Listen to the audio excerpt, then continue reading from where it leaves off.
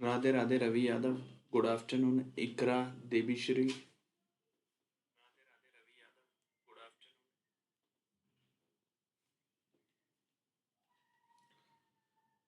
Good afternoon Kashyap, वंदना कश्यप, आशीष प्रणाम, जीत महल good afternoon, Sumit good afternoon, Shreya good afternoon, Ranjita good afternoon. नहीं, कभी कभार ऐसा होता है ना, जैसे सेटिंग में इशू होता है या कंटेंट लगाने में 10-5 मिनट लेट हो जाता है, इस वजह से 10-15 मिनट आगे पीछे हो जाती है। ठीक है, बाकी तो प्रॉपर टाइम पे रहती है। तो देखो, पर्यावरण आप सभी जानते हैं, एनवायरनमेंट और इकोलॉजी, ये आपके लिए बहुत इंपॉर्टेंट टॉपिक है, और इससे बाहर के भी बहुत सारे टॉपिक है, लेकिन आपको कहेंगे ये भी पढ़ लो वो भी पढ़ लो, उसका कोई लेना देना नहीं है इसमें। बस मेजर टॉपिक आप पकड़ो, इसके अलावा कुछ नहीं पढ़ना, मस्त रहो। ठीक है, अभी चलते हैं एक एक करके टॉपिक। आप लोगों की रिक्वेस्ट पे मैंने इसको स्टार्ट किया है। पर्यावरण में आपको पढ़ा चुका था काफी, क्लाइमेट चेंज। पर्यावरण नहीं, पर्यावरण बहुत बड़ा है, आप समझ रहे हो, इकोलॉजी भी बहुत बड़ा है ना, ये बहुत बड़े बड़े टॉपिक है। लेकिन इसमें आपको क्या पढ़ना है, क्लाइमेट चेंज और इकोलॉजी, बस दो टॉपिक पढ़ने हैं, इसके अलावा आप छोड़ सकते हो, कोई दिक्कत नहीं है। ठीक है, इसके अलावा छोड़ दो, कोई दिक्कत नहीं है, बाकी मैं देख लूंगा। चलिए आगे बढ़ते हैं अपने टॉपिक पे। तो ये वाला मैं आपको करा चुका था। तो आज का हमारा टॉपिक कहाँ से शुरू है भाई, हमारा यहाँ से शुरू है। आज हम पढ़ेंगे हरित सकल घरेलू उत्पाद क्या होता है। देखो, इससे रिलेटेड कोई इंडेक्स आता है, मान लो इससे रिलेटेड कोई इंडेक्स है, अभी 2023 में आया है ना, या लेटेस्ट 2022 में आया हो, तो ये सब आपका काम है ना। मैं इंडेक्स वगैरह नहीं लगाता हूँ। उसका कारण क्या है भाई, वो भी लगा दूंगा ना तो वो चेंज होता रहता है। चेंज का मतलब वो समय समय के अनुसार बदलता रहता है। आज मैं आपको ये बता रहा हूँ, हो सकता है 10 दिन बाद कोई और इंडेक्स आ जाए, कोई और चीजें बदल बदल जाए। बस आपको है ना थीम पकड़ के रखनी है। कभी भी यूपीएससी में क्वेश्चन आएगा ना, डायरेक्ट वो इंडेक्स से कभी नहीं पूछता है। अरे इंडेक्स से पूछेगा भी ना, तो इंडेक्स किसके द्वारा जारी किया जाता है ये आपसे पूछ लेगा, है ना। वो डायरेक्ट केवल फैक्ट पे क्वेश्चन नहीं पूछता है, आप कभी भी नोटिस कर लेना यूपीएससी। तो वो मैं आपको बता दूंगा, आपको इस तरीके से तैयारी करोगे तो कोई दिक्कत आपको नहीं रहेगी। अभी एक एक करके देख लेते हैं। तो यहां से शुरू करते हैं। अब देखो, अब जीडीपी के बारे में तो आप सभी ने को पता होगा, जीडीपी क्या होती है। इकोनॉमी में आप सभी ने पढ़ा होगा, जीडीपी जीडीपी ये जीडीपी वो, बहुत सारी चीजें आपने जीडीपी में पढ़ी होगी। लेकिन ये हरित जीडीपी, ग्रीन जीडीपी क्या है, ग्रीन जीडीपी क्या है, ये आपको पढ़ना पड़ेगा। देखो, जीडीपी के बारे में आप पढ़ेंगे तो ये इकोनॉमी का क्वेश्चन है, ये इको का आ गया। जैसे ही इसके आगे हरित लग जाएगा, ग्रीन लग जाएगा, तो ये आपका सिलेबस से अलग हो जाएगा, फिर ये आपका जीएस पेपर 3 में चला जाएगा, है ना, पर्यावरण में चला जाएगा ये। फिर आपको पर्यावरण के बारे में इसको बताना पड़ेगा, ग्रीन जीडीपी क्या होती है। अब देखो, इसका सीधा सा फार्मूला मैंने लिख दिया है। ये कोस्ट, पर्यावरण की जो कोस्ट है और सोशल कोस्ट माइनस करने पर जो निकलता है उसी को क्या बोलते हैं, ग्रीन जीडीपी। जीडीपी में से, जीडीपी जो टोटल जीडीपी है हमारी, उसमें से माइनस कर दें हम, अगर उसमें से पर्यावरण वाली कोस्ट को माइनस कर दें और सोशल कोस्ट को माइनस कर दें, तो हमारा ग्रीन जीडीपी निकलाता है। बस इसी से आपको पूरा पूरा सब कुछ समझ में आ जाएगा। ये एक ऐसा तरीका है, इससे आपको सब समझ में आ जाएगा। पर्यावरण की क्या लागत है ना, टोटल जीडीपी में से पर्यावरण की लागत और सामाजिक लागत को माइनस करने पर जो आपको मिलेगा वो आपकी ग्रीन जीडीपी कहलाएगी। साई जी गुड आफ्टरनून। तो बस यही समझना है, और इससे आपको पूरे कॉन्सेप्ट समझ में आ जाएंगे। बस ये चीज अगर आपको समझ में आ गई ना, बस आपको पूरा ग्रीन जीडीपी आपको समझ में आ जाएगी। अब फ्यूचर में जो क्वेश्चन आएंगे ना, इससे रिलेटेड आएंगे। अभी आपको बताऊं, एक ग्रीन वॉल प्रोजेक्ट है, आप सबको पता होगा ग्रीन वॉल प्रोजेक्ट। कितने लोग जानते हैं उसके बारे में, जल्दी बताइए, कोई जानता हो तो मुझे कमेंट करके बताइए ग्रीन वॉल प्रोजेक्ट के बारे में। कौन कौन जानता है, जल्दी से कमेंट करो।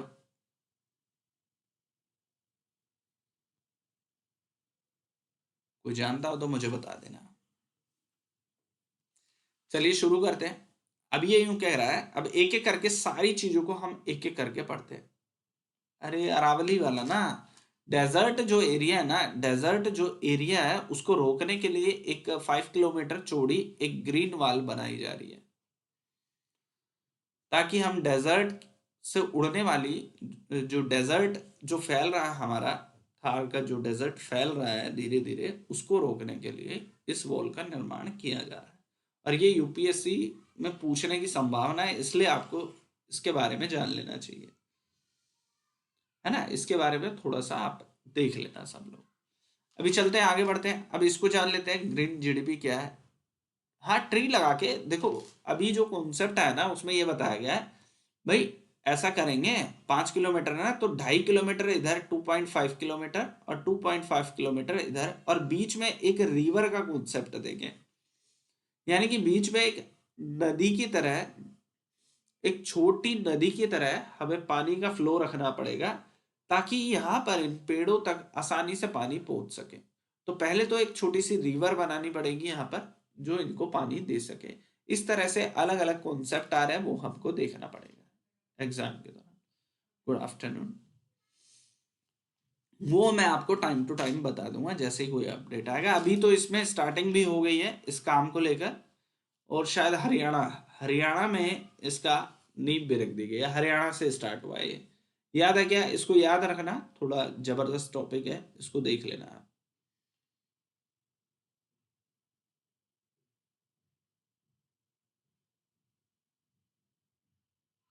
सर साकिब इब्राहिम एक्टर, अच्छा मेरे लिए कह रहे हो क्या? ओहो, मुझे नहीं पता था। साकिब तो एक मेरा स्टूडेंट भी है, मुझे लगा उसके बारे में बोल रहे हो। चलो कोई बात नहीं। अभी चलते हैं, आगे बढ़ते हैं। जीडीपी क्या है, ग्रीन जीडीपी क्या है, ये बहुत इंपॉर्टेंट टॉपिक है आपके लिए, क्योंकि फ्यूचर में इससे क्वेश्चन आने की संभावना बहुत ज्यादा है। इसको आप अच्छे से पढ़ लेना। अभी क्या करा, आर्थिक विकास के एक उपाय के संदर्भ में अगर हम इसको देखें तो ये क्या है, पर्यावरण पर प्रभाव का विचार करता है ना। अब आपको बस ये चीज याद रखनी है, ग्रीन जीडीपी का मतलब पर्यावरण से है, बस ये आपको ध्यान में रहेगा, तो आपका कभी भी पेपर गलत नहीं होगा। अरे नहीं भाई, हमें टीचर ही रहने दो, ठीक है। यह न केवल पारंपरिक आर्थिक कारकों पर विचार करता है, बल्कि स्थिरता स्थिरता स्थिरता का मतलब आप समझ रहे हो ना, बैलेंस करके चलता है, और प्राकृतिक संसाधनों के उपयोग से संबंधित कारकों पर भी विचार करता है। ये पूरा का पूरा ग्रीन जीडीपी के ऊपर मैंने आपको बता दिया। मेनली ये है, अगर आप इससे समझेंगे तो बड़े अच्छे से समझ में आ जाएगा। चलिए आगे बढ़ते हैं। अमीषा पढ़ा, अब देखते हैं इसका लक्ष्य क्या है भाई। ग्रीन जीडीपी का कोई ना कोई तो लक्ष्य होता हो ना। तो ग्रीन जीडीपी का लक्ष्य आर्थिक गतिविधियों से, एक एक पॉइंट को ध्यान में रख के समझना। यही पीटी में आपसे पूछ लेगा निम्न में से ग्रीन जीडीपी से संबंधित क्या क्या है, आपसे पूछ लेगा ना। क्वेश्चन में आपको डाल देगा निम्न में से ग्रीन जीडीपी से संबंधित क्या है ना। 1, 2, 3 और 4 ऐसे स्टेटमेंट दे देगा, है ना। ऐसे स्टेटमेंट दे देगा, फिर आपको बताना पड़ेगा।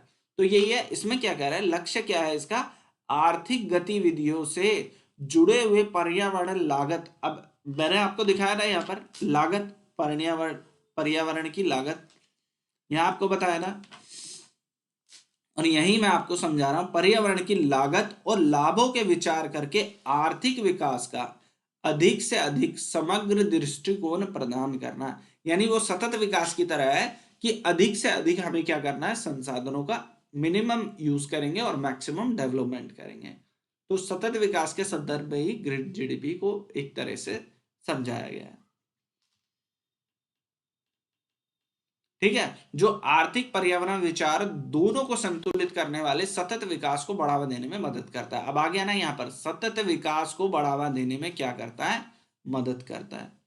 ये बहुत इंपॉर्टेंट टॉपिक है। अभी आपको नॉर्मल लग रहा होगा, इसको लेकर भारत सरकार दिन पे दिन काम कर रही है। अभी आरबीआई भी इसको लेकर रिपोर्ट वगैरह जारी करती है, वो आप देख लेना। अभी 2023 की क्या है, 22 की क्या है, वो एक बार आप देख लेना, वो आप लोगों का काम है। मैं कॉन्सेप्ट आपको समझा रहा हूँ, रिपोर्ट वगैरह ये छोटी मोटी चीजें हैं, ये आप लोग देख लेना अपने हिसाब से।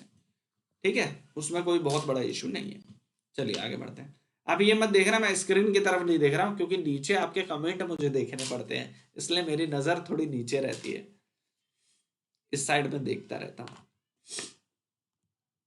आगे चलते, आगे क्या कह रहा है, सतत, आगे क्या कह रहा है, अब देखो मेन ऊपर क्या है, ऊपर अभी हमने तो ये जान लिया ना, सकल घरेलू जो उत्पाद है हमारा, उसकी अवधारणा क्या है ना, कॉन्सेप्ट क्या है, ये तो हमने जान लिया। कॉन्सेप्ट के बारे में आपको सबको समझ में आया।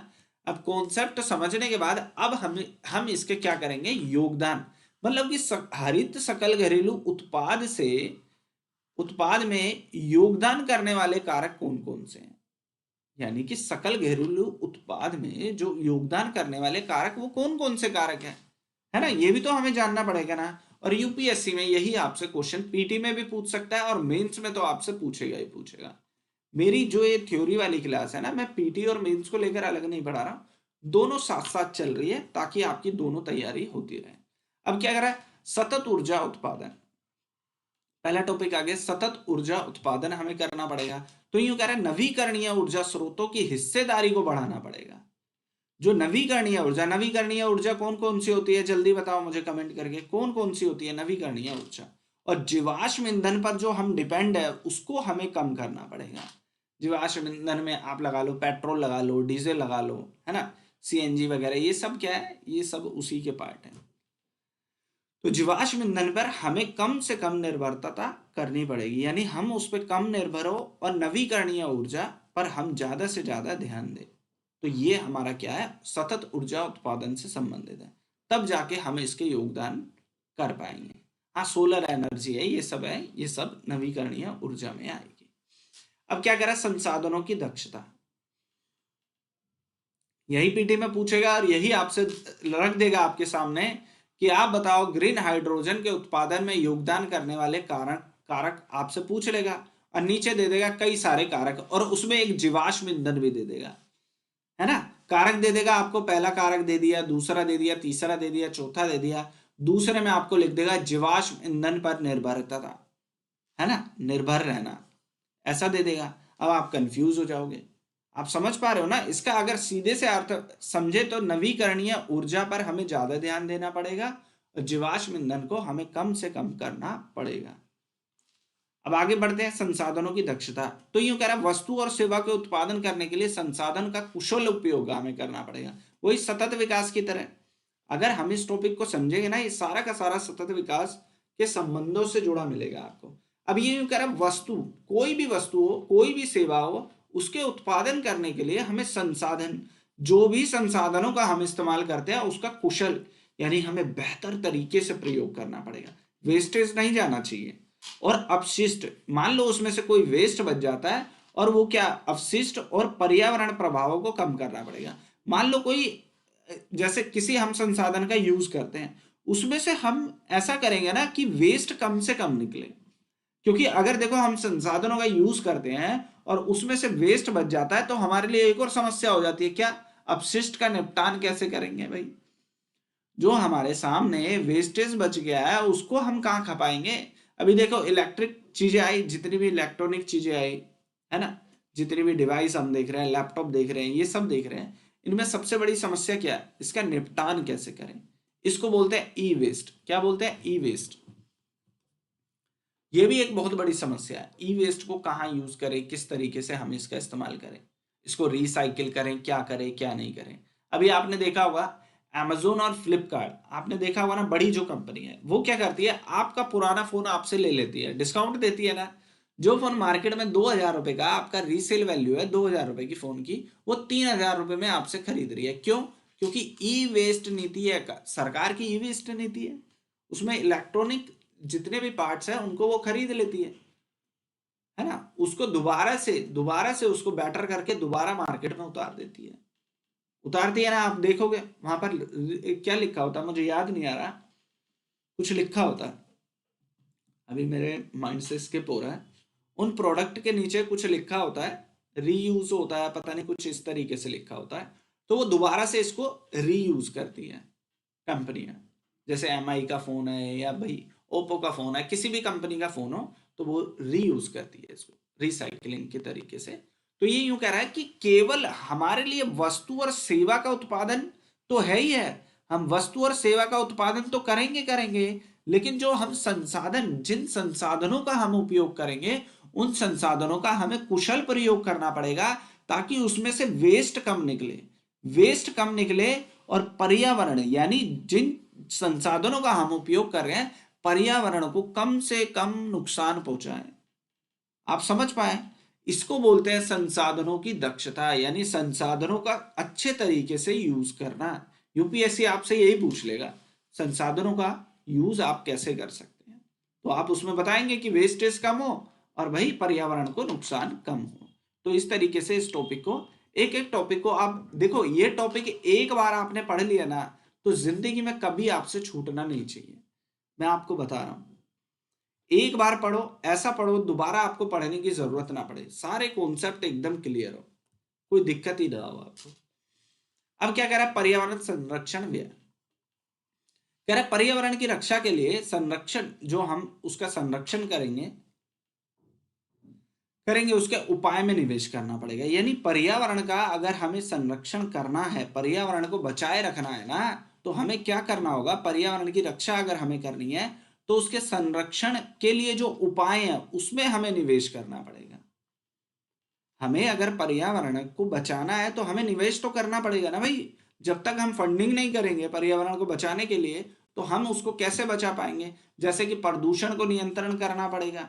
अब पोल्यूशन को नियंत्रण करना है तो आपको क्या करना पड़ेगा, क्या करना पड़ेगा आप बताइए।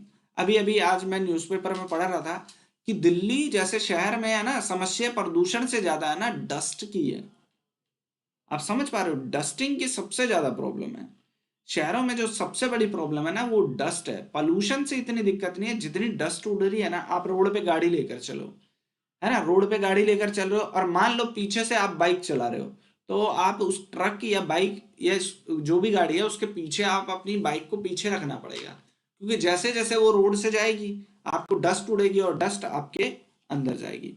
तो प्रॉब्लम डस्ट से है भाई, पोल्यूशन से तो है ही है, डस्ट से भी बहुत ज्यादा प्रॉब्लम है। तो ये कह रहा है प्रदूषण को नियंत्रण करना पड़ेगा, तभी हम संरक्षण कर पाएंगे, नहीं तो सारा वेस्ट हो जाएगा, है ना।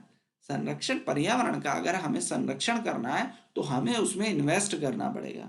जब तक हम इन्वेस्ट नहीं करेंगे तब तक हम हरित सकल घरेलू उत्पाद को हासिल नहीं कर पाएंगे। आप समझ पा रहे हो, ये सब हमारा जो टॉपिक है ना वो इसके लिए है, हरित सकल घरेलू उत्पाद, ग्रीन जीडीपी के लिए। अगर हमें ग्रीन जीडीपी को प्राप्त करना है तो हमें ये सब करना पड़ेगा। सतत कृषि, अगला क्वेश्चन आ गया, सतत कृषि। ये पेपर में आपसे पूछा भी है यूपीएससी ने, और आपसे स्टेट पीसीएस भी पूछ सकता है, यूपी वालों तैयार रहना। अब कह रहा है मिट्टी के स्वास्थ्य। अब आप सभी जानते हो एग्रीकल्चर में जो सबसे बड़ा रोल होता है वो किसका होता है, सॉइल का होता है। किसका होता है भाई, सॉइल का होता है या नहीं होता, मिट्टी का सबसे बड़ा रोल होता है। जैव विविधता गोल्डी यादव आईएएस, जैव विविधता। अब आगे हमारा टॉपिक, अब देखो ये सारे टॉपिक है ना जैव विविधता से कनेक्ट होते जाएंगे। अभी आपको लग रहा हो ग्रीन जीडीपी का जैव विविधता से क्या लेना देना, अभी आपको लग रहा है ना इकोलॉजी से क्या लेना देना। अभी ये इसलिए बता रहा हूं, थोड़ा पर्यावरण और जैव विविधता दोनों को साथ लेकर चलूंगा ना, तब जाके आपको उसके बारे में समझ में आएगा। पहले ये कॉन्सेप्ट समझ लो एक एक करके। अभी यूं कह रहा है जैव विविधता के संरक्षण को बढ़ावा देने के लिए रासायनिक, अब आपको समझ में आ रहा है, जैव विविधता के लिए हम क्या करते हैं, सतत कृषि का इस्तेमाल करना पड़ेगा। क्योंकि हम जितने भी उर्वरक इसमें डालते हैं, जितने भी रासायनिक कीटनाशक इसमें डालते हैं, उससे जैव विविधता को क्या होता है, नुकसान होता है।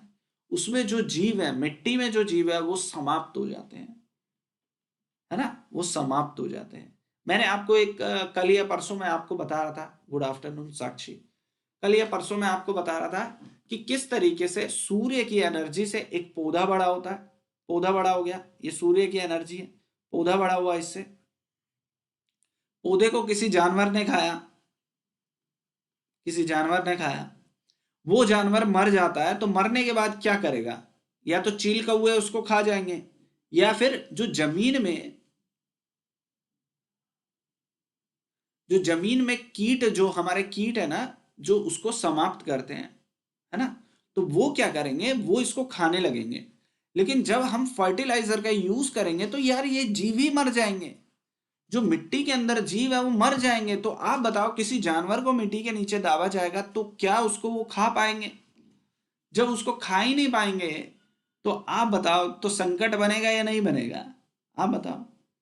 तो जिस जानवर को हमने वहां दाबा वो वहीं का वहीं रह जाएगा, उसको खाने वाले जीव ही मर गए हैं, फर्टिलाइजर का यूज कर करके हमने उनको मार दिया है। तो ये हमारे पूरे चैन सिस्टम को क्या करेगा? डिस्टर्ब कर देगा। अभी समझ में आ रहा है ना कैसे चीजें आपस में कनेक्ट हो रही है ना? तो इन सबको आपको ऐसे ही कनेक्ट करते हुए पढ़ना है।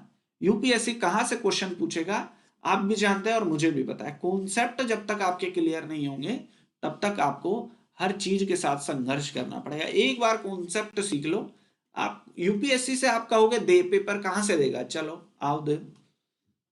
हम भी जब अच्छे से पढ़ता है ना, अच्छे से कौन पढ़ता है उसके सामने कोई दिक्कत ही नहीं है। कहां से पूछेगा क्वेश्चन? आने दो, पूछने दो, कहां से पूछेगा? पूछ के देखो। इतना कॉन्फिडेंस चाहिए आपके पास, मतलब आप इतने अच्छे से सारे कॉन्सेप्ट को पढ़ लो कि आप यूपीएससी से कहो पूछ के देखो कहां से क्वेश्चन पूछोगे, सब पढ़ा है, कोई दिक्कत नहीं है, आ जाओ पूछो। तो ऐसा कॉन्फिडेंस चाहिए, और वो कहां से मिलेगा? ये सब पढ़ के मिलेगा, है ना? याद करने से नहीं मिलता, कॉन्सेप्ट को समझने से आपको नॉलेज बढ़ती है। तो यूं कह रहे हैं रासायनिक आदानों को कम करने के लिए अब जो रसायन का हम प्रयोग करते हैं उसको हमें कम करना पड़ेगा। वही अभी रंजीता ने कहा था भाई, हमें क्या करना पड़ेगा? अभी पीछे बोला था, मैंने देखा नहीं। हाँ, ऑर्गेनिक एग्रीकल्चर, बिल्कुल। तो उसको हमें एक्सेप्ट करना पड़ेगा, नहीं तो हमारे लिए समस्या हो जाएगी। कई लोगों को ये बोरिंग लग रहा होगा टॉपिक, है ना? यार बोरिंग नहीं है, यही पेपर में आएगा, मैं क्या करूं, है ना? जो पेपर में आएगा वही तो मैं आपको पढ़ाऊंगा ना। अभी कई लोगों को लग रहा है ऐसे पढ़ा है, पेपर उठा के देखो यूपीएससी का, यहीं से क्वेश्चन आपको मिलेंगे।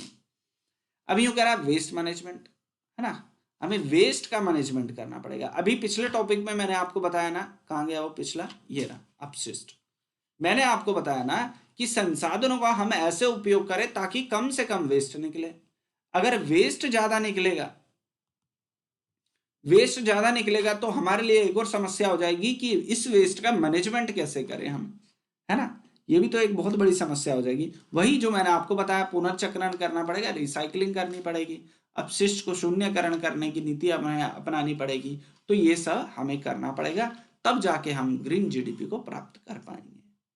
समझ में आया सबको? कोई दिक्कत तो नहीं? ग्रीन जीडीपी क्या है, कोई दिक्कत तो नहीं? तो ऐसे एक एक टॉपिक को आपको समझना है। अब कह रहा है ग्रीन इंफ्रास्ट्रक्चर, है ना? तो इसमें क्या कह रहा है? पर्यावरण अनुकूल बुनियादी ढांचे का विकास करना पड़ेगा। हम यूं कह रहे हैं जो हमारा स्ट्रक्चर है, जो बुनियादी ढांचा है हमारा, उसको हमें इस तरीके से डिजाइन करना पड़ेगा, इस तरीके से बनाना पड़ेगा कि वो पर्यावरण के अनुकूल रहे। अगर पर्यावरण के अनुकूल नहीं रहा, पर्यावरण के अगेंस्ट रहा, तो वो हमारे लिए हमेशा समस्या बनी रहेगी, है ना? उसका रख रखाव हो, जैसे कि ग्रीन बिल्डिंग हम बनाए। अभी देखो ग्रीन बिल्डिंग क्या है, आप देखेंगे, आप शहरों में रहते हैं, मान लो आप दिल्ली के किसी शहर में रहते हैं, है ना? आप दिल्ली के किसी शहर में रहते हैं, आप शहर से पार्क की तरफ जाएं, है ना? किसी पार्क पार्क की तरफ जाएं, खेतों की तरफ जाएं, तो आप देखेंगे टेम्परेचर में बहुत सारा अंतर आपको देखने को मिलेगा।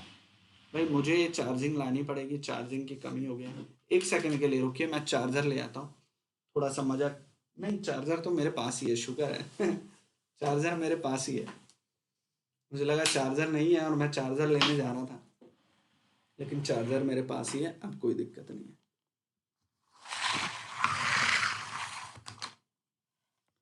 एक मिनट में चार्जिंग पे लगा दूं, फिर आपको समझाता हूँ।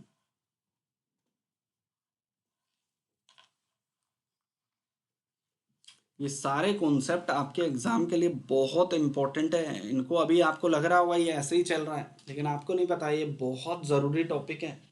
इनको पढ़ना, इनको समझना इतना आसान नहीं है। अभी ग्रीन बिल्डिंग के बारे में मैं आपको डिस्कस कर रहा था। शहरों से आप पार्क की तरफ जाएंगे या ग्रीन एरिया की तरफ जाएंगे, आपको कम से कम 3 से 4 डिग्री का टेम्परेचर का फर्क मिल जाएगा। हम खुद ही देखते हैं, जहां मैं रहता हूं वहां का टेम्परेचर और मेरे आगे जाके कुछ ग्रीन एरिया है, वहां के टेम्परेचर में बहुत अंतर है। कम से कम 2 से 3 डिग्री का फर्क जरूर मिलता है। तो हम बिल्डिंग का स्ट्रक्चर ऐसे बनाएं आता है रंजिता, ये सब टॉपिक आते हैं जो मैं आपको पढ़ा रहा हूँ ना, ये एग्जाम के लिए ज़रूरी है। देखो, मैं आपको केवल पीटी के हिसाब से पढ़ा दूंगा ना तो आपके लिए दिक्कत हो जाएगी। मैं चाहता हूँ पीटी और मेंस दोनों, ज़्यादा फर्क नहीं है, थोड़ा बहुत फर्क है। मैं आपको दोनों बता रहा हूँ, पीटी में कैसे आएगा, मेंस में कैसे आएगा। एक दो लाइनें थोड़ी बहुत, एक दो टॉपिक एक्स्ट्रा हो जाएंगे, उसमें कोई फर्क नहीं पड़ता, है ना। ग्रीन बिल्डिंग आप समझ गए होंगे, और सतत परिवहन का हम संचार करें। सतत परिवहन आप सभी जानते हैं।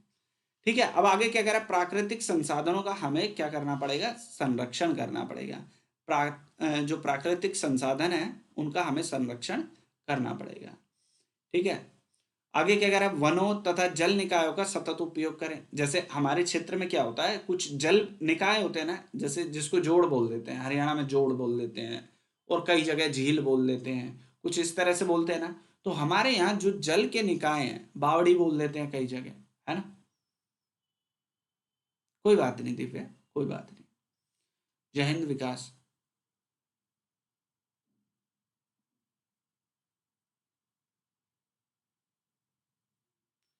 तो ये सब निकायों का हमें क्या करना पड़ेगा, हमें इनका संरक्षण करना पड़ेगा। क्योंकि आप सभी जानते हैं, देखो वेटलैंड एरिया क्या होता है, आप सभी ने पढ़ा होगा ना।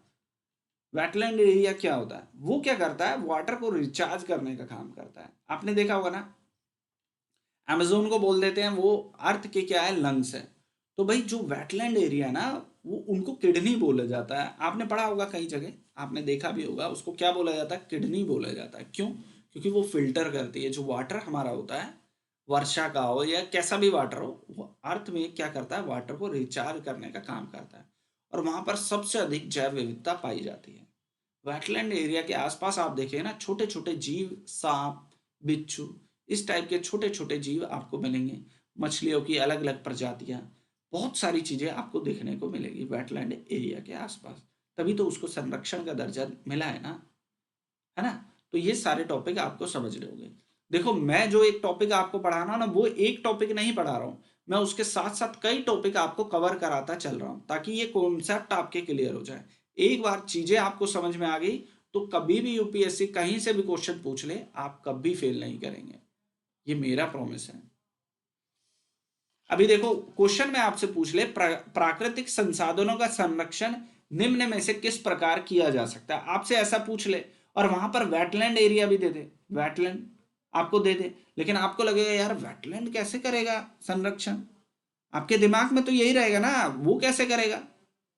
तो ये सारी चीजें आपको इसी तरीके से समझनी पड़ेगी जैसे मैं समझाने की कोशिश कर रहा हूं। ये सब क्या करेगी, मदद करेगी। आगे बढ़ते हैं। आगे क्या कह रहा है, पर्यावरण की जागरूकता, ये तो इंपॉर्टेंट है। भाई आप सभी जानते हैं, जब यूपीएससी ने, देखो पर्यावरण पहले इतना इंपॉर्टेंट नहीं था।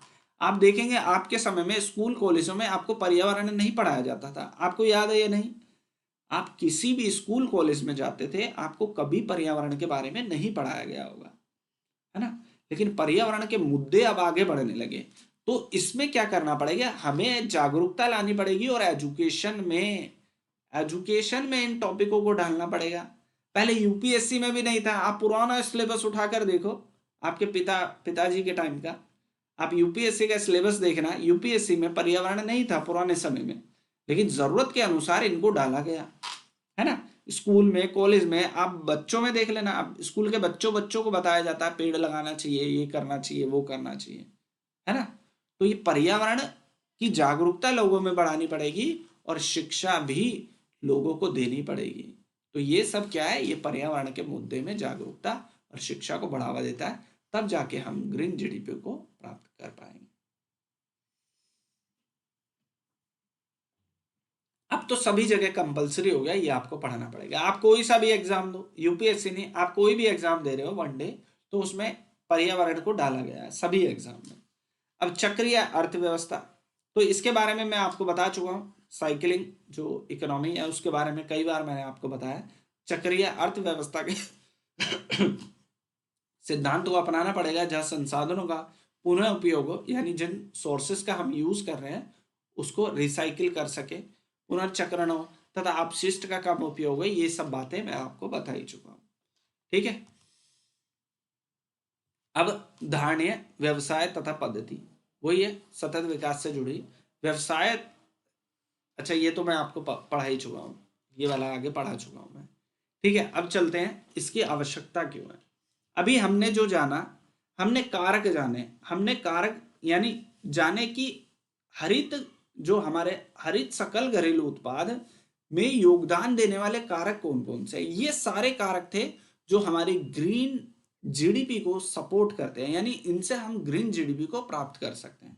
अब हम देखते हैं, अब अगला क्वेश्चन आपसे यही पूछेगा कि ग्रीन जीडीपी को प्राप्त करके हमें क्या मिलेगा, है ना। ये यूं कह रहा है ग्रीन जीडीपी की नीड क्यों है, हमें जरूरत क्या है ग्रीन जीडीपी की, जो हम इतना माथा खराब कर रहे हैं, इतनी देर से मैं आपको पढ़ा रहा हूं। तो ग्रीन जीडीपी से हमें मिलेगा क्या, है ना। ग्रीन जीडीपी से होगा क्या, हमें नीड क्यों है ग्रीन जीडीपी की, यही तो टॉपिक है ना भाई। इतनी देर से मैंने इतने सारे पॉइंट आपको बताया ग्रीन जीडीपी के, तो उससे हमें मिलेगा क्या, किस चीज का नोटिफिकेशन रविंद्रा, कौन से नोटिफिकेशन की बात कर रहे हो, मैं समझा नहीं। चलो कोई बात नहीं, टॉपिक को कंटिन्यू करते हैं। धारणीयता, है ना। तो इसमें क्या इसका आकलन करना, देखो अगर हम ग्रीन जीडीपी को प्राप्त कर लेते हैं, हमें नीड क्यों है, क्योंकि हमें क्या कह रहा है ये धारणीयता का आकलन करना, क्योंकि ग्रीन जीडीपी आर्थिक विकास के लिए सतत प्रथाओं, जो हमारी सतत प्रथा उसको बढ़ावा देती है, तथा संसाधनों की कमी तथा प्रदूषण। अभी ये जितने भी हमने टॉपिक पढ़े, इसमें आपने देखा होगा ये कहीं ना कहीं पर्यावरण पॉल्यूशन को कम करने की बात करता है। आपने देखा ना, हर मुद्दे को जो हमारे हित में है उसकी बात करता है, तो इसलिए हमें इसकी नीड है। अभी मैंने एक एक करके आपको बताया, वो पॉल्यूशन को कम करने की बात करता है, वो हमारे हित में, वो फर्टिलाइजर का यूज कम करता है, वो भी हमारे हित में। अभी तक हमने जो ग्रीन जीडीपी की बात करी वो सारी की सारी हमारे हित की बात थी, इसलिए हमें उसकी नीड है। उसमें हम सतत विकास को भी ला सकते हैं, किसी भी तरीके से किसी भी टॉपिक को ला सकते हैं। हमें अगर हमारे इकोलॉजी को अगर हमें बचाना है, तो हमें ग्रीन जीडीपी की ओर आगे बढ़ना पड़ेगा। अगर हम नहीं बढ़ेंगे तो वो हमारे लिए बहुत हानिकारक हो जाएगी। चलिए आगे बढ़ते हैं। सूचित नीति निर्माण, तो यूं कह रहा है जो ग्रीन जीडीपी है, नीति निर्माताओं को सतत विकास तथा पर्यावरण संरक्षण के लिए रणनीति विकसित करने के लिए एक व्यापक समझ प्रदान करता है। ये क्या करता है, जो लोग पर्यावरण को लेकर कोई नीति बना रहे हैं, कोई पॉलिसी बना रहे हैं, तो उसमें क्या मदद करेगा, ग्रीन जीडीपी मदद करेगा। मान लो कि हम लोग पर्यावरण के लिए कोई पॉलिसी बना रहे हैं, जैसे मैंने आपको उदाहरण दिया कि हम ग्रीन वॉल बना रहे हैं, है ना।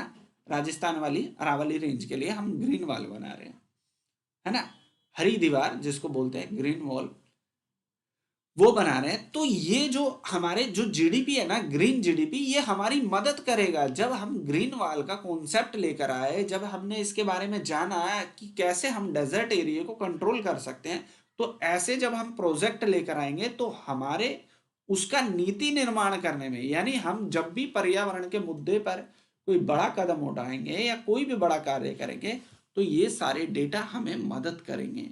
ग्रीन जीडीपी हमें हेल्प करेगी कि हमें फ्यूचर में किस तरीके से काम करना है, तो इसलिए भी ये इंपॉर्टेंट है। आगे बढ़ते हैं, आगे क्या करें। सार्वजनिक जागरूकता, तो आपको बता ही दिया है, सार्वजनिक जागरूकता समाज में बढ़ेगी, सार्वजनिक जागरूकता जिससे व्यक्ति, व्यवसाय, समुदाय तथा आर्थिक गतिविधियों तथा पर्यावरण प्रभाव के बारे में शिक्षित करता है, जो उत्तरदायित्व विकल्प को बढ़ावा देता है। उत्तरदायित्व विकल्पों को क्या देता है, बढ़ावा देता है, रिस्पॉन्सिबल बनाएगा आपको।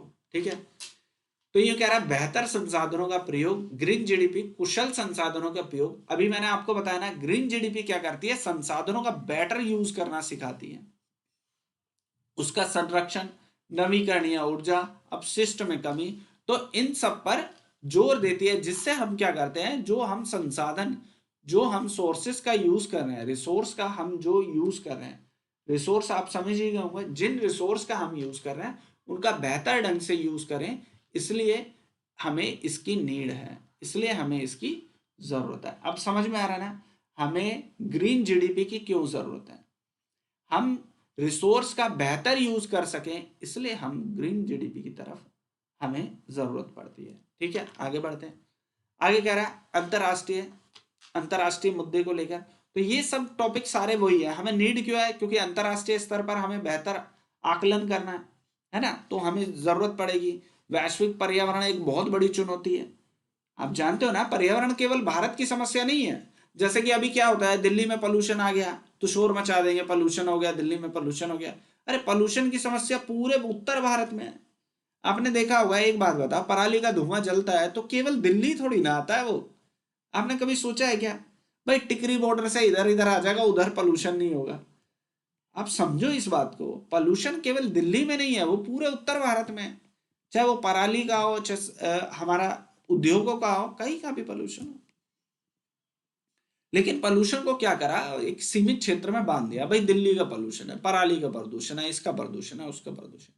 प्रदूषण केवल दिल्ली की समस्या नहीं है, प्रदूषण केवल उत्तर भारत की समस्या नहीं है, पोल्यूशन पूरे विश्व की समस्या है। तो यही तो वो बताया है कि वैश्विक पर्यावरण की चुनौतियों पर सहयोग को बढ़ावा देने के लिए हमें मदद करेगा क्या? Green GDP. इससे हम जो अंतरराष्ट्रीय स्तर पर जो पोल्यूशन लेवल बड़ी तेजी से बढ़ रहा है उसको हम कंट्रोल कर पाएंगे, है ना। चलिए आगे बढ़ते हैं। अब इसके आयाम क्या है, ठीक है ना, इसके कीज क्या है वो भी हम जान लेते हैं। आयाम क्या है? हरित अर्थव्यवस्था। तो ग्रीन, आप सभी जानते हैं, ग्रीन इकोनॉमी एक सतत अर्थव्यवस्था जिसका उद्देश्य पर्यावरण जोखिम को कम करना। अब देखो ग्रीन इकोनॉमी क्या होती है, ये भी एक बहुत इंपॉर्टेंट टॉपिक है। आपने इकोनॉमी के बारे में तो सबने पढ़ा हुआ, लेकिन ग्रीन इकोनॉमी क्या होती है ना। ग्रीन इकोनॉमी क्या होती है? तो ग्रीन इकोनॉमी आपको बता देता हूं, जो पर्यावरण के जोखिम को कम करती है, जो पर्यावरण के जोखिमों को कम करती है तथा पर्यावरण को नुकसान पहुंचाए बिना सतत विकास की ओर आगे बढ़ती है, वही कहलाती है ग्रीन इकोनॉमी। समझ में आया? ये भी इंपॉर्टेंट है क्योंकि ये ग्रीन इकोनॉमी, है ना, ग्रीन जीडीपी, ये सब मुद्दे आपके एग्जाम के लिए इंपॉर्टेंट है और ये प्रीवियस ईयर में पूछे भी गए हैं, है ना। ऐसा नहीं है मैं अपनी मर्जी से पढ़ा रहा हूं, नहीं, ये सब आपके एग्जाम में पूछे गए क्वेश्चन है, इसलिए आप इनको अच्छे से तैयार कर लेना। जिनको नहीं यकीन है, आप यूपीएससी का पेपर उठाओ और देखो, तब आपको पता लगेगा मैं आपको क्या पढ़ा रहा हूं। ठीक है, आगे बढ़ते हैं। अब यूं कह रहा है हरित राष्ट्रीय लेखा।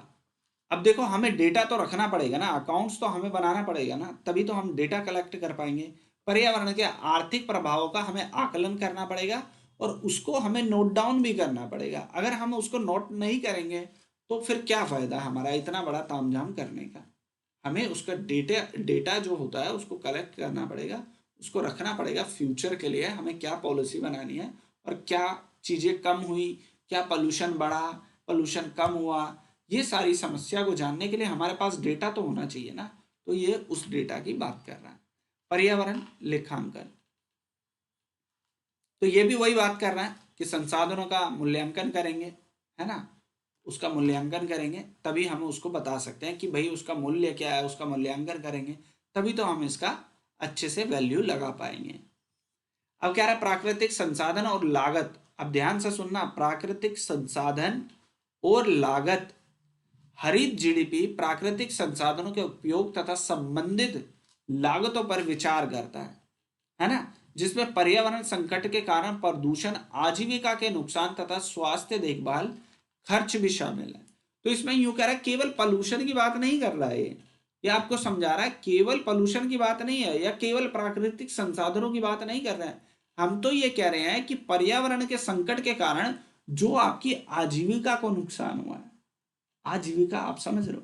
मान लो कि मैं आपको बताता हूं, जैसे कि एक आदमी है, ये एक व्यक्ति है, ये 30 साल तक नौकरी करता है ना, 30 साल तक नौकरी करता है किसी फैक्ट्री में, कहीं भी इंडस्ट्रीज में, 30 ईयर तक, वाई डाल देता हूं, ईयर तक नौकरी करता है। लेकिन इसको अस्थमा है, 30 साल के बाद ये साइकिल नहीं चला सकता। ये साइकिल से गया, कहाँ गया? फैक्ट्री गया काम करने के लिए, लेकिन 30 साल बाद ये साइकिल नहीं चला पा रहा है क्योंकि ये हाफने लगा है। इसको अस्थमा है, साइकिल चला के नहीं पहुंच पा रहा है, तो इसका रोजगार इससे छिनेगा या नहीं छिनेगा? ये दूसरे रोजगार में जाएगा, समय पे नहीं पहुंच पाएगा, इसकी सैलरी कटेगी, सही से काम नहीं करेगा, इसकी सैलरी कटेगी, महीने में 4 दिन बीमार रहेगा तो 4 दिन का रोजगार गया। आप समझ रहे हो? तो हमें दिखेगा नहीं, हमें दिखेगा ये बीमार है, लेकिन बीमार क्यों है? क्योंकि उसको अस्थमा है। और अस्थमा कहाँ से हुआ? वो कहाँ से हुआ भाई? वो हुआ तो यहीं से ना। कहाँ से? पोल्यूशन से। यहीं से तो हुआ ना।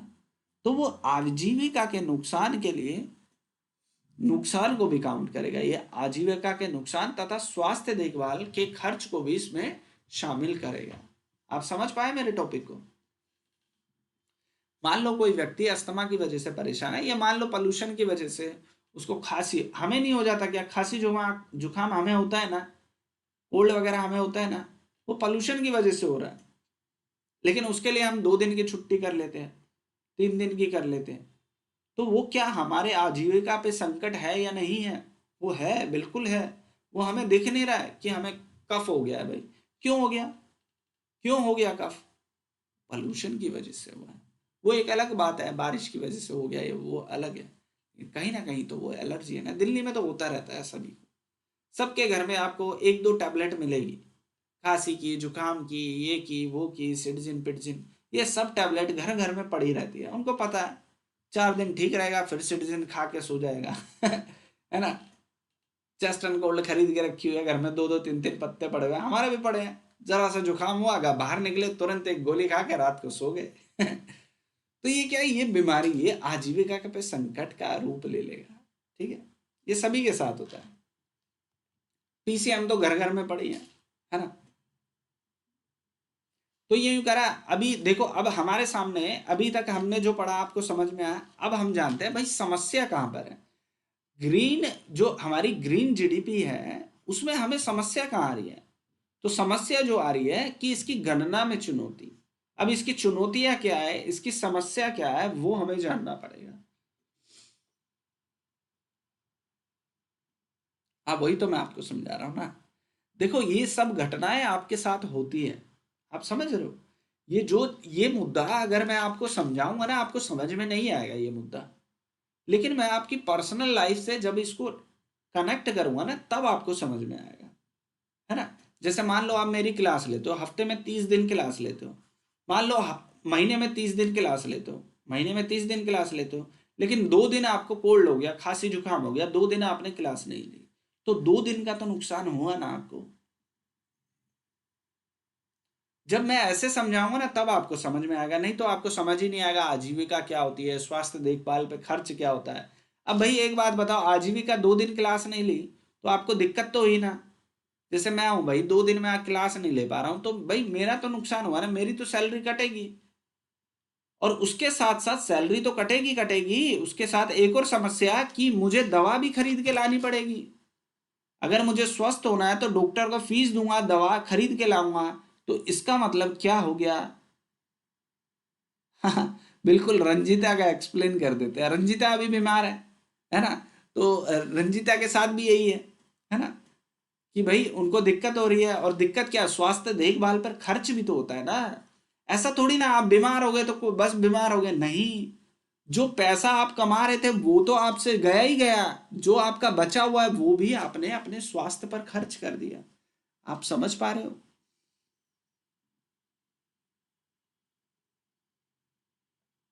देखो, जो नहीं पढ़ेगा ना उसको नुकसान होगा, जो पढ़ेगा ये कॉन्सेप्ट आपको नहीं पता, ये सब मेरे दिमाग में फिट है। अगर मेरे सामने स्लाइड भी नहीं होगी ना, तो भी मैं आपको पढ़ा दूंगा। ये तो आप लोगों के पास कंटेंट रहे, कोई चीज मैं ना भूल जाऊं पढ़ाते हुए, इसलिए ये स्लाइड लगाई जाती है। मुझे तो ये आता है, आप एवरी टाइम कभी भी आप मुझसे पूछेंगे, मैं ये सब आपको बता सकता हूँ। और आपने देखा भी होगा, मैं पढ़ा रहा हूँ तो इधर उधर के मुद्दे भी आपको पढ़ा देता हूँ। अब यूं कह रहा है अपर्याप्त माइक्रो लेवल डेटा। अब हमारे पास डेटा ही नहीं है यार। डेटा होगा तभी तो हम कुछ करेंगे ना। डेटा की समस्या हमारे सामने सबसे ज्यादा है। हमारे पास डेटा ही नहीं है, तो ये सबसे बड़ी समस्या है। अभी मैंने आपको बीच बीच में एक उदाहरण देता हूं। जैसे मैं आपको बताता हूं, गरीब कौन है? गरीब कौन है? गरीब में आप देखना, गरीब परिवार में एक व्यक्ति बीमार जरूर मिलेगा। जिसके घर में बीमारी है वो बेचारा अमीर नहीं हो सकता, है ना? वो ज्यादातर गरीब ही मिलेगा आपको। नोटिस कर लेना। या अपने आप को जो बहुत ज्यादा अमीर समझता है ना, उनके घर में एक आदमी बीमार नहीं हुआ, फिर देख लेना उसकी कहानी। आप उससे पूछ के देखो, और भाई क्या चल रहा है? जो पहले कहता था ना एकदम मस्त चल रहा है, वो कहेगा नहीं यार, क्या बताओ, मम्मी बीमार है यार, अभी 5,000 का अल्ट्रासाउंड कराया है। अभी 2,000 रुपये का एक्स्ट्रा कराया, है ना। अब वो आपको ये नहीं कह रहा मैं गरीब हूं, वो आपको ये नहीं कह रहा मैं गरीब हूं, लेकिन आपको सारा खर्च सुना रहा है ना। वो आपको सारा खर्च सुना रहा है। कोई अमीर आदमी सुनाएगा क्या 2,000 का अल्ट्रासाउंड कराया या भाई 10,000 रुपये का सिटी स्कैन कराया, नहीं सुनाएगा ना अमीर आदमी। लेकिन गरीब आदमी आपको सुनाएगा, सुनाएगा वो आपको, भले ही मुंह से ना बोले, है ना। तो ये चीजें आपको सीखनी पड़ेगी। ये जब तक आपको समझ में नहीं आएगी ना, तब तक आप परेशान रहोगे। गरीबी क्या है, गरीबी से कैसे निकल। अब मान लो मैं आपको बता दूं गरीबी से कैसे निकले, तो भाई सबसे पहले आपको बीमारी का इलाज कराना पड़ेगा, नहीं तो आप गरीबी में घूमते रहेंगे। तो ये सारे मुद्दे आपस में जुड़े होते हैं, ये पर्यावरण से भी जुड़े हैं, इकोनॉमी से भी जुड़े हुए हैं, साइंस से भी जुड़े हुए हैं, है ना, सबसे जुड़े होते हैं ये मुद्दे। जब आप मल्टीपल पढ़ेंगे ना, सारी चीजों को कनेक्ट करके पढ़ेंगे, तब यूपीएससी की तैयारी करेंगे। अभी आप केवल पढ़ते हो, पढ़ना नहीं है। यूपीएससी की तैयारी करना और पढ़ने में अंतर होता है। जब आप इन मुद्दों को केवल केवल और केवल पर्यावरण की नजर से देखेंगे, तब वो कहलाएगा आप पढ़ रहे हो। लेकिन जब उन मुद्दों को आप इकोनॉमी में जोड़ोगे, जब उन मुद्दों को पॉलिटी में जोड़ोगे, जब उन मुद्दों को सोसाइटी में जोड़ोगे, है ना, जब उन मुद्दों को इंटरनल सिक्योरिटी में जोड़ोगे, जब उन मुद्दों को आईआर में जोड़ोगे, तब जाके आप यूपीएससी के स्टूडेंट बनोगे। नहीं तो आप केवल पढ़ रहे हो, केवल आप इकोनॉमी पढ़ रहे हो, केवल आप पॉलिटी पढ़ रहे हो, केवल आप पर्यावरण पढ़ रहे हो, आप यूपीएससी की तैयारी नहीं कर रहे हो। यूपीएससी की तैयारी तब करोगे जब सारी चीजों को आप कनेक्ट करोगे। अब आप कहोगे सर इसको आईआर में कैसे जोड़ दिया। यार एक बात बताओ, भारत पुअर कंट्री है या नहीं है ना। अंतरराष्ट्रीय स्तर पर भारत की छवि क्या है। अभी G20 का सम्मेलन हुआ, क्यों दीवार खड़ी कर दी गई झुग्गियों के आगे, आप बताओ क्यों दीवार खड़ी करी गई। भारत की छवि खराब होती ना, इसलिए तो दीवार बनाई गई थी। झुग्गियों के आगे क्यों दीवार लगाई गई, क्यों वहां तरपाल लगा दिया गया, क्यों। भारत की छवि खराब होगी, होगी या नहीं होगी। तो इसको आईआर से कनेक्ट करके देखो ना, भारत में अगर झुग्गी झोपड़ी बाहर के विदेशी आदमी देखेंगे, कितना बुरा असर पड़ता है भारत पर, है ना। तो ये सारे मुद्दे आपस में कनेक्ट होते हैं। और आईआर में अगर आपको स्ट्रोंग होना है, भारत स्ट्रोंग कैसे होगा, जब तक ये गरीब अमीर नहीं बनेंगे, एक स्टेटस में नहीं आएंगे, तब तक भारत कमजोर रहेगा। सोचो जो बुनियादी जरूरत नहीं दे पा रहा है अपने देश के लोगों को, वो विश्व शक्ति कैसे बन जाएगा।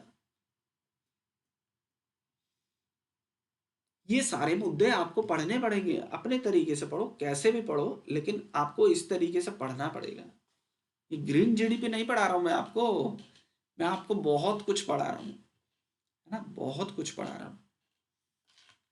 चलिए आगे बढ़ते हैं। तो बजट या आवंटन, तो आपको पता ही है ग्रीन जीडीपी के लिए बजट वगैरह हमें लेकर आना पड़ेगा, तब जाके हम इसको बेटर कर सकते हैं। ये सारे मुद्दे हैं, ये चुनौती है इसके सामने।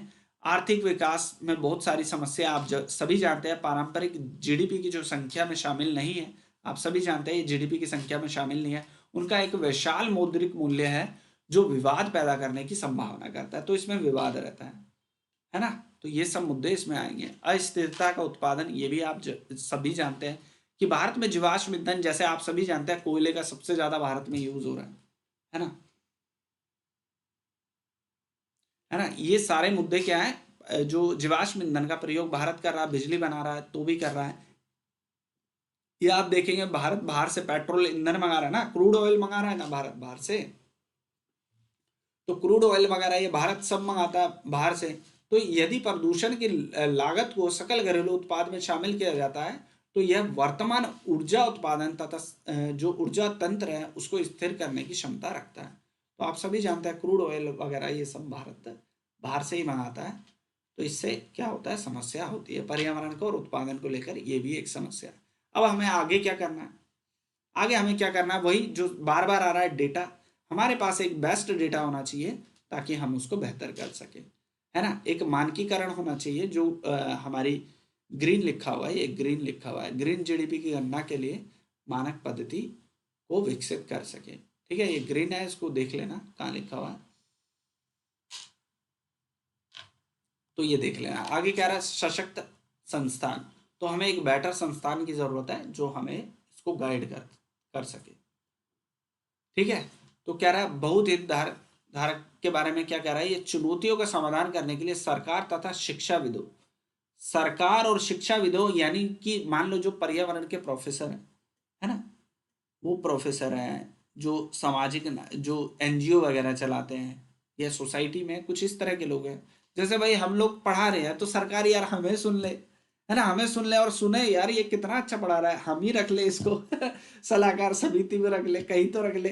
तो वो यही कह रहा है कि शिक्षाविदों जो एजुकेशन से जुड़े हुए लोग हैं, है ना, जो इन सब मुद्दों को बहुत अच्छे से जानते हैं, उनका एक पैनल बनाया जाए, उनके आधार पर एक रिपोर्ट तैयारी की जाए और जो भविष्य में आने वाली योजनाओं के लिए कार्य तैयार करें। तो इस टाइप की सारी चीजें हैं, ये आपको समझनी पड़ेगी, है ना। नीति एकीकरण, वही कह रहा है, नीति निर्माण संसाधनों को जो हरित जीडीपी है उसका निष्कर्ष को शामिल करना चाहिए, यानी कि ग्रीन जीडीपी जो है उसको हमें नीति निर्माण में इस्तेमाल करना चाहिए। ऐसा नहीं ग्रीन जीडीपी आ गई उसका कोई लेना देना नहीं, उसको हमें जब भी पॉलिसी बनाएंगे उसको हमें यूज करना पड़ेगा।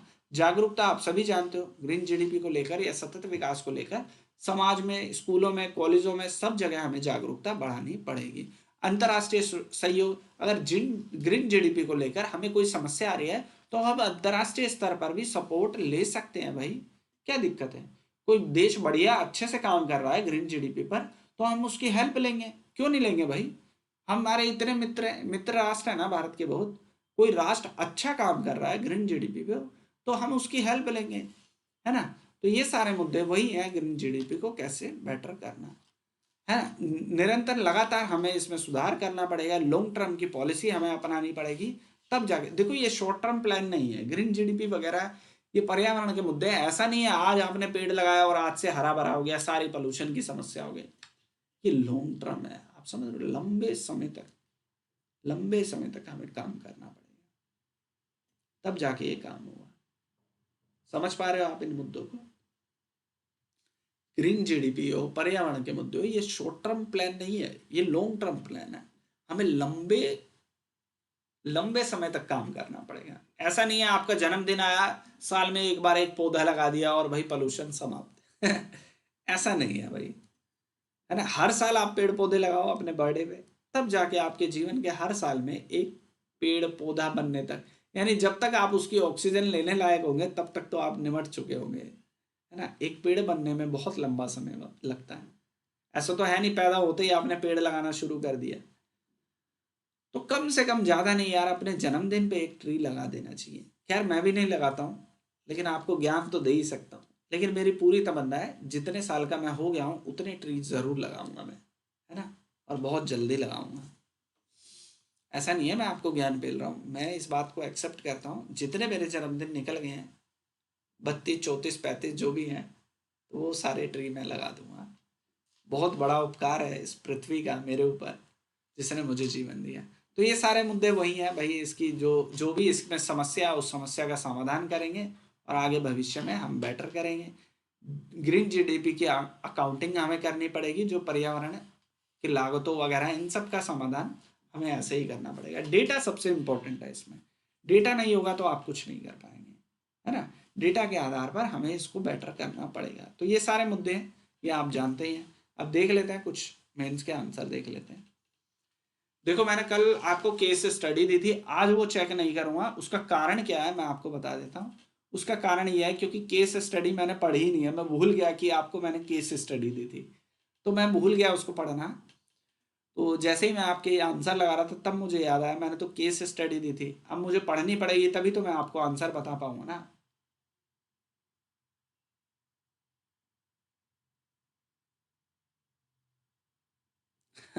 कोई बात नहीं भाई, फोटो ही खिंचवा लो।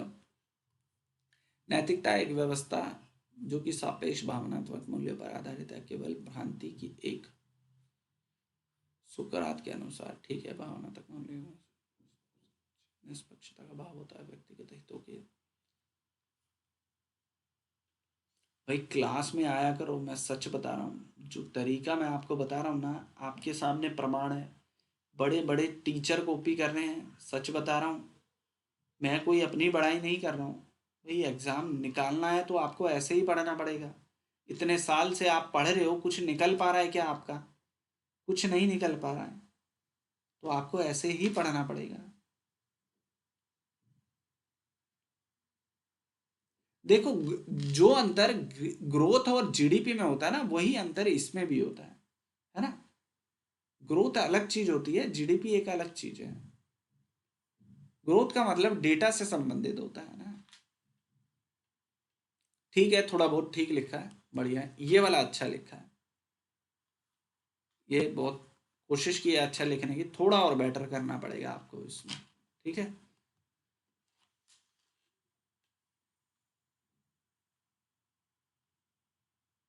ठीक है,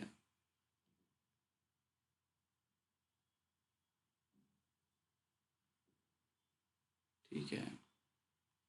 दहेज सांप्रदायिकता, बाल विवाह, दहेज प्रथा। इतना डिटेल में मत लिखो हमेशा, इतना डिटेल में लिखोगे ना फिर गड़बड़ हो जाएगी। एक लाइन में खत्म करो इसको, ज्यादा डिटेल में नहीं लिखना। हाँ, बस यही अंतर है और कोई अंतर नहीं है इसमें। ठीक है, यही अंतर है, बाकी ठीक लिखा हुआ है, ये वाला अच्छा लिखा हुआ है, बस थोड़ी वर्ड लिमिट ज़्यादा हो गई है। बाकी जैसे ये टॉपिक लिखते हो ना, एक लाइन में लिख दो, इसको बढ़ाओ मत, ज़्यादा लंबा चौड़ा मत लिखो, एक एक पॉइंट लिख दो बस। तो बड़ा लिखोगे आपका फिर आपका वर्ड लिमिट बढ़ जाएगी, फिर दिक्कत हो जाएगी। बाकी ठीक लिखा हुआ है, कोई दिक्कत नहीं है।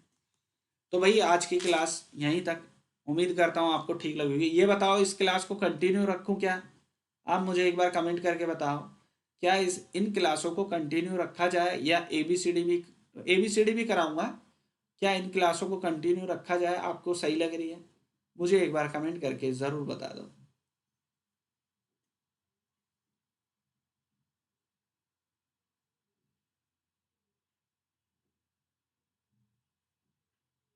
केस स्टडी लिखना, फ्री के नंबर मिलते हैं केस स्टडी में। ठीक है, इसको फिर कंटिन्यू, पीवाईक्यू भी कराऊंगा, पीवाईक्यू नहीं छोड़ रहा हूँ, पीवाईक्यू भी कराऊंगा, लेकिन ये भी क्लास कंटिन्यू रखो ना।